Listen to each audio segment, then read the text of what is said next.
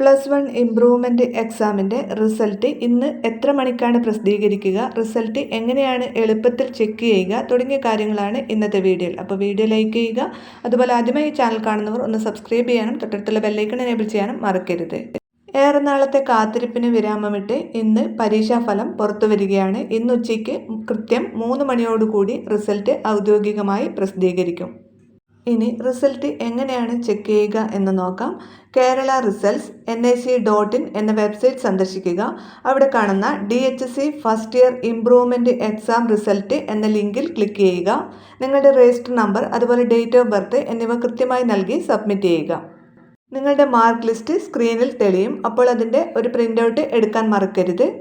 School vice result അറിയണമെങ്കിൽ വെബ്സൈറ്റിലെ school vice result എന്ന option തിരഞ്ഞെടുത്ത് സ്കൂൾ കോഡ് നൽകിയാൽ മതിയാകും. വെബ്സൈറ്റിൽ തിരക്ക് അനുഭവപ്പെടാൻ സാധ്യതയുള്ളതിനാൽ ക്ഷമയോടെ കാത്തിരിക്കുക. എല്ലാവർക്കും നല്ല റിസൾട്ട് കിട്ടട്ടെ എന്ന് ആശംസിക്കുന്നു. അപ്പോൾ വീഡിയോ ഷെയർ ചെയ്യാൻ മറക്കരുത്.